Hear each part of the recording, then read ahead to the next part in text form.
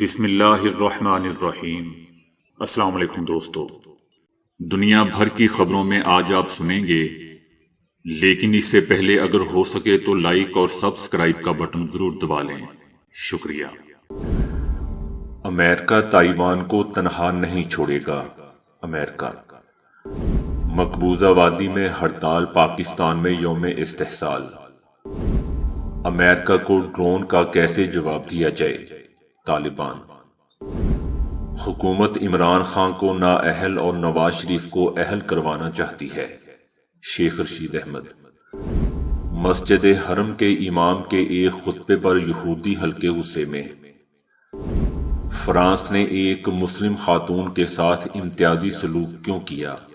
اقوام متحدہ۔ نون لیگ اور پیپلز پارٹی کی عام انتخابات کے لیے مشروط آمادگی۔ چین ایرانی حمایت یافتہ جنگی ملیشیاؤں کو ڈرون فراہم کر رہا ہے۔ امریکہ۔ تو آئیے چلتے ہیں اب خبروں کی تفصیل کی جانب۔ امریکہ نے اسپیکر نینسی پیلوسی کے دورہ تائیوان کے بعد پیدا ہونے والی صورتحال میں کہا ہے کہ امریکہ تائیوان کو تنہا نہیں چھوڑے گا اور چین کو اسے تنہائی کا شکار کرنے کی اجازت نہیں دے گا۔ دوسری جانب چائنا کی فوجی مشقوں کے باعث بعض فضائی کمپنیوں نے تائیوان اور ملحقہ ملکوں کے لیے سروسز بند کر دی ہیں۔ امریکہ نے کہا ہے کہ ہمارے حکام نے پہلے بھی دورے کیے اور ان کا سلسلہ جاری رہے گا، جبکہ چائنا کو تائیوان کو دنیا سے الگ تھلگ کرنے کی اجازت نہیں دیں گے۔ دوسرے ممالک کی طرح تائیوان کا دورہ بھی خطے میں اسٹیٹس کو تبدیل کرنے کے لیے نہیں تھا۔ ہم شروع سے کہتے آئے ہیں کہ ہم ایشیا میں اسٹیٹس کو تبدیل کرنے جا رہے ہیں اور نہ ہی ایسا تائیوان کے لیے ہے۔ یہ تائیوان ریلیشنز ایکٹ امریکہ چائنا پالیسی اس کے ضمن میں قانون سازی اور معاہدوں سے متعلق تھا۔ اس کا ایک مقصد آبنائے تائیوان میں امن قائم کرنا اور اسٹیٹس کو برقرار رکھنا تھا۔ امریکی نمائندہ کے دورے کے بعد چائنا اور امریکہ کے دوستوں تعلقات میں مزید کشیدگی آئی ہے۔ یاد رہے کہ نینسی پیلوسی کے دورے کے بعد چائنا نے تائیوان کے قریب سمندر اور فضا میں جنگی مشقیں شروع کر دی تھیں، جس کے بعد بعض ایئر لائنز نے تائیوان کے دارالحکومت اور ملحقہ شہروں کے لیے پروازیں بند کر دی ہیں۔ نینسی پیلوسی کے دورے سے پہلے ہی امریکہ اور چائنا کے تعلقات میں تناؤ نظر آنا شروع ہو گیا تھا، کیونکہ ان کے دورے کے حوالے سے افواہیں پھیلی ہوئی تھیں اور چائنا نے واضح الفاظ میں دھمکیاں دی تھیں کہ اگر ایسا ہوا تو چائنا کی فوج ہاتھ پر ہاتھ دھرے بیٹھی نہیں رہے گی۔ تاہم اس کے باوجود نینسی پیلوسی تائیوان پہنچی، جس سے صورتحال مزید گھمبیر ہوئی اور چائنا نے جنگی مشقیں شروع کر دیں۔ چائنا تائیوان پر اپنی ملکیت کا دعویٰ رکھتا ہے، جو 1949 میں خانہ جنگی کے دوران اس سے الگ ہو گیا تھا، اور امریکہ کی اعلیٰ عہدیدار کے دورے پر اس لیے برہم ہے کہ اس سے چائنا کے دعوے کو نقصان پہنچے گا اور تائیوان کو سفارتی سطح پر طاقت ملے گی۔ مقبوضہ وادی میں بھارت کے جابرانہ تسلط 5 اگست 2019 کے یک طرفہ اور غیر قانونی اقدامات کے خلاف مقبوضہ وادی میں ہڑتال، جبکہ پاکستان میں یوم استحصال منایا گیا۔ پاکستان آزاد کشمیر کے علاوہ دنیا بھر میں کشمیریوں سے اظہار یکجہتی کے لیے سیمینارز منعقد کیے گئے اور بڑے پیمانے پر ریلیوں کا انعقاد بھی کیا گیا۔ یوم استحصال کی مناسبت سے پاکستان سمیت خصوصاً اسلام آباد میں شاہراہوں اور عمارتوں پر بڑے بینرز آویزاں کیے گئے، جس میں کشمیری بھائیوں کی بھرپور حمایت اور بھارتی غیر قانونی اقدامات کے خلاف نعرے درج تھے۔ یورپی پارلیمنٹ کے ارکان نے بھی مقبوضہ وادی میں بھارتی بربریت پر آواز بلند کی۔ یورپی پارلیمنٹ نے انسانی حقوق کی صورتحال پر گہری تشویش کا اظہار کرتے ہوئے یورپی کمیشن کے اعلیٰ حکام کو خط بھی لکھ دیا ہے۔ خط میں مقبوضہ وادی کی صورتحال پر شدید تشویش کا اظہار کرتے ہوئے کہا گیا ہے کہ یہاں آرٹیکل 370(a) کی منسوخی کے بعد انسانی حقوق کی منظم خلاف ورزیاں جاری ہیں۔ بھارتی حکام کارکنوں، صحافیوں اور انسانی حقوق کے لیے آواز اٹھانے والوں کو گرفتار کر رہی ہے۔ خط میں مطالبہ کیا گیا کہ یورپی قائدین عالمی قوانین کے تحت اپنی ذمہ داریاں پوری کریں۔ اور ہمارے تحفظات کو بھارتی حکومت تک پہنچائے کشمیریوں کے بنیادی انسانی حقوق کے مکمل احترام کی ضمانت دی جائے۔ کشمیریوں کے خلاف تشدد، بدسلوکی اور امتیازی سلوک کو فوری طور پر بند کروایا جائے۔ دوستو، یاد رہے کہ بھارت کی جانب سے مقبوضہ وادی کی خصوصی حیثیت ختم کرنے اور یک طرفہ اقدامات کے 3 سال مکمل ہونے پر پاکستانی قوم اور دنیا بھر میں مقیم کشمیریوں نے یوم احتسال منایا۔ کابل میں امریکی ڈرون حملے میں ایمن الظاہری کی موت کے بعد طالبان رہنما سر جوڑ کر بیٹھ گئے تھے کہ امریکہ کو اس کا جواب کیسے دیا جائے۔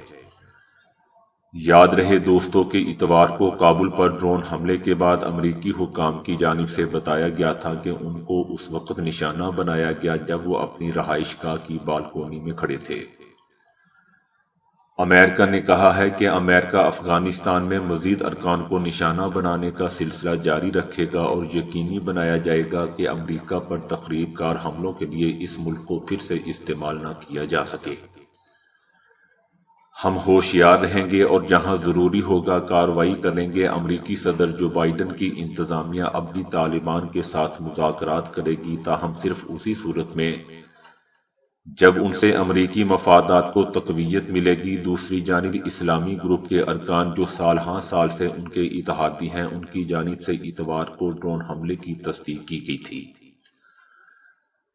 تاہم ساتھ ہی یہ بھی کہا گیا تھا کہ وہ گھر خالی تھا، اس میں کوئی رہائش پذیر نہیں تھا۔ یہ امریکہ کا صرف پروپیگنڈا ہے۔ طالبان حکام کے اعلیٰ سطحی اجلاس ہوئے ہیں جن میں مشاورت کی گئی ہے کہ آیا امریکہ کو حملے کا جواب دینا چاہیے اور اگر طے پاتا ہے تو اس کا طریقہ کار کیا ہوگا۔ 1 سال پہلے دوستو، امریکہ کو شکست دے کر اقتدار میں آنے والے طالبان کے حملے پر رد عمل اہم اثرات مرتب کر سکتا ہے، کیونکہ دوسری جانب یہ اربوں ڈالرز کے منجمد فنڈز تک رسائی حاصل کرنے کے خواہش مند بھی ہیں۔ فنڈز کی بحالی کے حوالے سے امریکہ کا کہنا ہے کہ امریکہ طالبان پر دباؤ ڈالتا رہے گا کہ وہ لڑکیوں کی تعلیم پر سے پابندی اٹھائے اور ایسے اقدامات کرے جن سے معیشت بہتر ہو۔ امریکہ انسانی بنیادوں پر امداد جاری رکھے گا اور طالبان پر اس کا زور دیتا رہے گا۔ شیخ رشید احمد نے کہا ہے کہ حکومت وزیر اعظم عمران خان کو نااہل اور نواز شریف کو اہل کروانا چاہتی ہے۔ الیکشن کمیشن کے فیصلے میں جان نہیں ہے۔ دنیا میں تیل، گندم اور کاٹن کی قیمت کم ہو گئی ہے، لیکن حکومت کو عوام کے مسائل میں کوئی دلچسپی نہیں ہے۔ اقتدار کی بھوکی 13 جماعتوں کا جمعہ بازار لگا ہوا ہے۔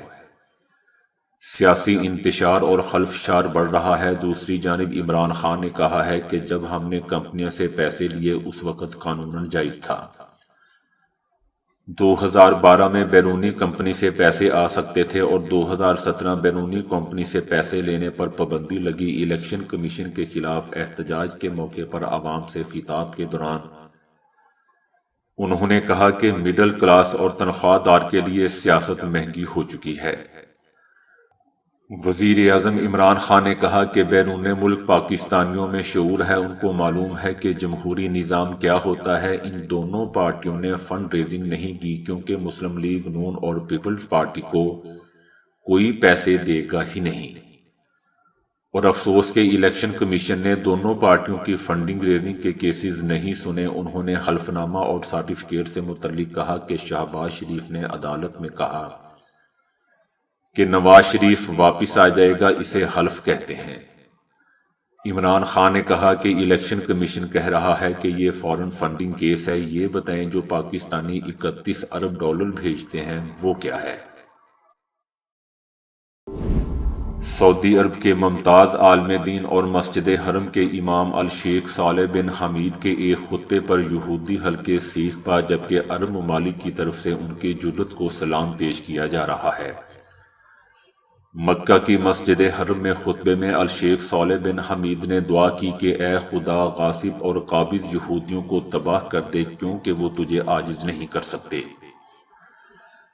اے اللہ، ان پر اپنی پھٹکار اور مصیبت نازل کر، ایک ایسی مصیبت جس کے وہ حقدار ہیں۔ ان کے خطبے کی ویڈیو کلپ کے وائرل ہونے کے بعد الشیخ صالح پر اسرائیل میں وسیع پیمانے پر غصہ پایا جا رہا ہے۔ یہودیوں کے خلاف مسجد حرم میں خطبے کے بعد الشیخ صالح بن حمید کی دعا سن کر یہودی پاگل ہو گئے ہیں اور الشیخ کے خلاف مقدمہ چلانے کا مطالبہ کر رہے ہیں۔ اقوام متحدہ کی ایک کمیٹی نے فیصلہ سنایا ہے کہ فرانس نے ایک مسلم خاتون کے ساتھ امتیازی سلوک کیا جسے ایک سرکاری اسکول میں اسلامی اسکارف پہننے کے دوران پیشہ ورانہ تربیت میں شرکت سے روکا گیا۔ خاتون نعیمہ کو ریاست کے ایک ہائی اسکول میں منعقدہ کورس میں مینجمنٹ اسسٹنٹ کے طور پر تربیت دینا تھی، جہاں قانون کے مطابق نوجوانوں کو حجاب پہننے سے منع کیا گیا ہے۔ جب وہ پہنچی تو پیرس کے شمالی مضافات میں واقع اسکول کی ہیڈ ٹیچر نے اسے داخل ہونے سے روک دیا۔ 2004 میں دوستو، فرانس نے سرکاری اسکولوں میں بچوں کے حجاب اور دیگر مذہبی علامتیں پہننے پر پابندی عائد کر دی تھی۔ نعیمہ نے دلیل دی کہ ایک اعلیٰ تعلیم کی طالبہ کے طور پر انہیں متنازعہ قانون کا نشانہ نہیں بنایا جا سکتا۔ اقوام متحدہ نے طے کیا کہ کمیٹی نے نتیجہ اخذ کیا ہے کہ نعیمہ کو اس کے اسکارف پہننے کے دوران تربیت میں حصہ لینے کی اجازت سے انکار صنفی اور مذہبی بنیادوں پر امتیازی سلوک ہے۔ دوسری جانب فرانس کی وزارت داخلہ اور وزارت خارجہ نے فوری طور پر تبصرہ کرنے کی درخواست کا کوئی جواب نہیں دیا ہے۔ پاکستان تحریک انصاف نے چیف الیکشن کمشنر سلطان سکندر راجہ کو ہٹانے اور قومی اسمبلی کو تحلیل کرنے کا مطالبہ کیا ہے۔ پی ٹی آئی ذرائع کا کہنا ہے کہ دونوں مطالبات مان لیے گئے تو ہم کے پی اور پنجاب اسمبلی تحلیل کر دیں گے۔ نون لیگ اور پیپلز پارٹی نے ملک میں عام انتخابات کروانے کے لیے مشروط آمادگی ظاہر کر دی ہے۔ حکومتی جماعتوں کی جانب سے خیبر پختونخوا اور پنجاب اسمبلی تحلیل کرنے کی شرط رکھی گئی ہے۔ رانا ثناء اللہ نے ایک ٹاک شو میں گفتگو کرتے ہوئے کہا کہ میں گارنٹی دیتا ہوں کہ پاکستان تحریک انصاف کے پی اور پنجاب اسمبلی تحلیل کرے، ہم قومی اسمبلی تحلیل کر دیں گے۔ پی ٹی آئی مخلص ہے تو صوبہ اسمبلیاں توڑیں اور عام انتخابات کی طرف بڑھیں۔ جبکہ لطیف کھوسہ نے بھی کہا ہے کہ پی ٹی آئی آج کے پی اور پنجاب اسمبلی تحلیل کرے، ہم کل جنرل الیکشن کا اعلان کر دیں گے۔ امریکہ نے خبردار کیا ہے کہ چائنا مشرق وسطی میں اپنا اثر و رسوخ بڑھانے کی کوشش کر رہا ہے۔ امریکہ نے چائنا سے کہا ہے کہ وہ ایرانی حمایت یافتہ جنگی ملیشیاؤں کو ڈرون طیاروں کی فراہمی سے باز رہے۔ مشرق وسطی میں امریکی اثرات ایسے ہیں کہ چائنا مشرق وسطی میں امریکی مفادات کو چیلنج کرنے کی پوزیشن میں نہیں ہے۔ حالیہ برسوں میں چائنا اور امریکہ کے درمیان دوستوں کشیدگی میں اضافہ ہوا ہے۔ امریکہ چائنا پر نسل کشی اور غیر قانونی تجارت کے الزامات لگاتا ہے۔ دوسری جانب چائنا امریکہ پر تنقید کرتا ہے کہ امریکہ دوسرے ممالک میں مداخلت کی پالیسی پر عمل پیرا ہے۔ چائنا کو اس حوالے سے تائیوان، جسے وہ اپنا حصہ سمجھتا ہے، اس میں امریکی مداخلت کو بطور خاص شکایت ہے۔ مشرق وسطی اور افریقی ممالک میں چائنا کی تجارت کا حجم سن 2000 میں 15.2 ارب ڈالر تھا، جو اب بڑھ کر سن 2022 میں 284.3 ارب ڈالر تک ہو گیا ہے۔ جبکہ چائنا کی تجارت کے مقابلے میں امریکہ کا سن 2000 میں خطے کے ممالک کے ساتھ تجارت کا حجم 63.4 ارب ڈالر تھا، جو بڑھ کر صرف 98.4 ارب ڈالر تک پہنچ سکا ہے۔ امریکہ نے چائنا پر الزام لگایا کہ وہ علاقے کے ممالک کے مفاد کے خلاف ایران کی مدد کر رہا ہے۔ امریکہ نے 70 سے زیادہ چینی شہریوں اور کمپنیوں پر اس وجہ سے پابندی لگائی ہے کہ وہ ایرانی رجیم کی مدد کرتے ہیں اور ایرانی تیل چائنا کو سب سے زیادہ برآمد ہو رہا ہے۔ کچھ عرصہ پہلے صدر جو بائیڈن نے کہا تھا کہ ہم مشرق وسطی میں روس، چائنا اور ایران کے لیے جگہ خالی نہیں کریں گے۔ مواصلات اور تیز رفتار سفر کے میدان میں دنیا نے ایک اور سنگ میل طے کر لیا ہے۔ ہائپر لوپ نے مقناطیسی نظام کے ذریعے ویکیوم ٹیوب کے اندر سفر کرنے والی ایک کیپسول کا دنیا میں پہلا کامیاب سفری تجربہ کیا ہے۔ کمپنی کو توقع ہے کہ آنے والے وقت میں سفر کا یہ نظام لوگوں کے سفر اور سامان کی ترسیل کی دنیا میں ایک نیا انقلاب لائے گا۔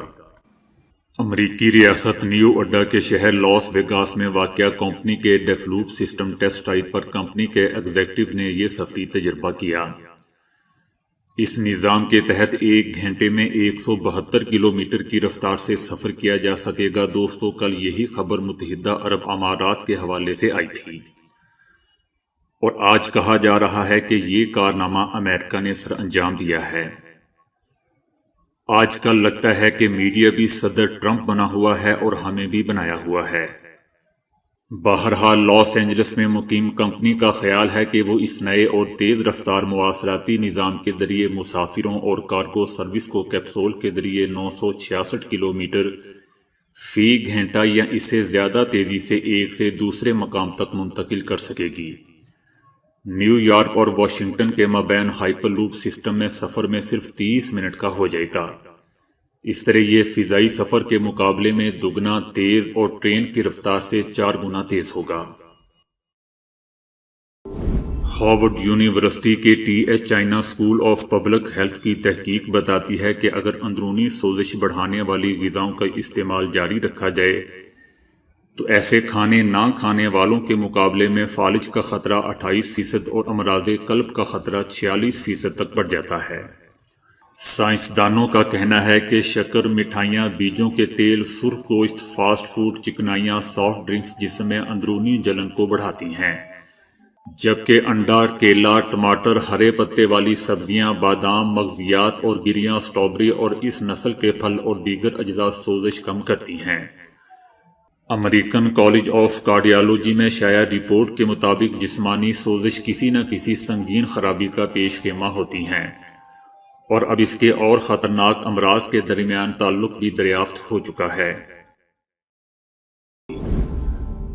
کبھی کبھی مشینوں کی غلطیاں بہت ہی مضحکہ خیز ہو جاتی ہیں۔ اس کی تازہ ترین مثال چند دن پہلے سوشل میڈیا پر وائرل ہونے والی ایک ویڈیو میں جس میں خود کار کیمرہ فٹ بال کی بجائے گنجے امپائر کی طرف بار بار گھوم رہا تھا، جس کی وجہ سے ناظرین کو اصل میچ کی جگہ امپائر کو دیکھنا پڑ رہا تھا۔ کورونا وبا کی وجہ سے فٹ بال اسٹیڈیم بھی شائقین سے بالکل خالی تھا اور تمام میچز صرف سپورٹس چینل کے ذریعے ہی دیکھے جا سکتے تھے۔ اس دوران ناظرین نے دیکھا کہ کیمرہ بار بار اصل گیند پر سے ہٹ کر گنجے امپائر سے چمکتے ہوئے سر کی طرف گھوم رہا تھا، جو زیادہ وقت میدان کے خالی حصے میں کھڑا رہتا تھا۔ نتیجہ یہ ہوا کہ فٹ بال شائقین اس میچ کے بعد اہم مواقع کھیل دیکھنے کی بجائے گنجے امپائر کا سر ہی دیکھتے رہ گئے اور دوسری طرف گول ہو گیا۔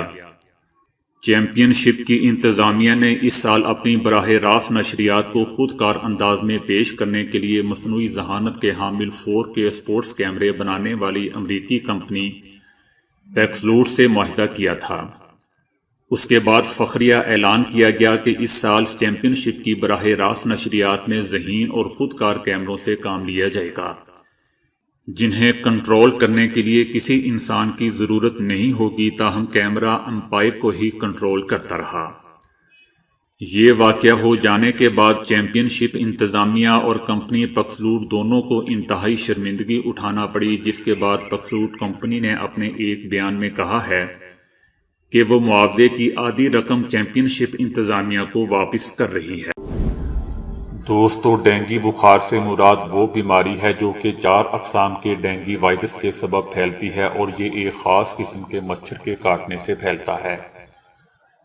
اگر کوئی انسان کسی ایک قسم کے ڈینگی کا شکار ہو جائے تو اس کے جسم کے اندر اسے لڑنے کی طاقت پیدا ہو جاتی ہے اور وہ دوبارہ اس ڈینگی کا شکار نہیں ہو سکتا، مگر اس کا قطعی یہ مطلب نہیں ہے کہ اس انسان کو دوبارہ ڈینگی بخار نہیں ہو سکتا، کیونکہ ممکن ہے کہ اگلی بار ڈینگی وائرس کی دوسری قسم کا شکار ہو جائے۔ حالیہ دنوں میں ملک بھر میں ایک بار پھر سے ڈینگی وائرس کے پھیلاؤ میں تیزی سے اضافہ دیکھنے میں آ رہا ہے، مگر اس حوالے سے یہ امر قابل ذکر ہے کہ یہ چھوت چھات والی بیماری نہیں ہے اور ایک فرد سے دوسرے فرد کو منتقل نہیں ہوتی، تاہم ماں کے خون سے یہ پیدا ہونے والے بچے کو ضرور منتقل ہو سکتی ہے۔ اس کی علامات فوری ظاہر نہیں ہوتی ہیں، بلکہ ان علامات کے ظاہر ہونے میں 4 سے 10 دن لگ سکتے ہیں۔ اگر اس کی علامات میں شدت نہ ہو تو لوگ ڈینگی بخار کو نزلہ زکام کے سبب ہونے والے بخار بھی قرار دے دیتے ہیں۔ کم عمر افراد میں ان کی علامات بہت شدت سے ظاہر نہیں ہوتی، مگر بڑی عمر کے افراد میں یہ علامات بہت شدت سے ظاہر ہو سکتی ہیں، جو ایک ہفتے میں بخار کے ساتھ کچھ دیگر علامات کی صورت میں بھی ظاہر ہو سکتی ہیں۔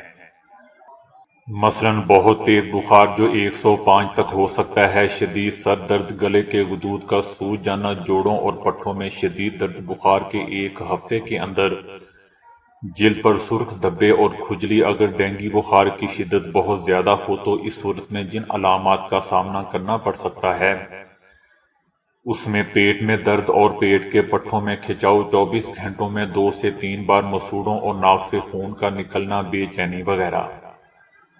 عام طور پر کسی بھی بخار کی صورت میں سیلف میڈیکیشن یعنی ڈاکٹر کے مشورے کے بغیر خود گھر میں کوئی دوائی لے لینا بہت بڑی غلطی ہوتی ہے۔ اس وجہ سے بخار کی صورت میں اگر آپ ڈاکٹر کے پاس نہیں جا سکتے تو اس کے لیے محفوظ ترین طریقہ آن لائن مشورے کا ہے، جہاں ڈاکٹر آپ کی علامات کے مطابق آپ کو ایک بہتر مشورہ دے سکتا ہے۔ عام طور پر ڈاکٹر ڈینگی کی تشخیص کے لیے خون کے 2 ٹیسٹ کرواتے ہیں۔ وائرالوجیکل ٹیسٹ میں باقاعدہ طور پر خاص سامان اور ماہر اور تربیت یافتہ عملے کی ضرورت ہوتی ہے۔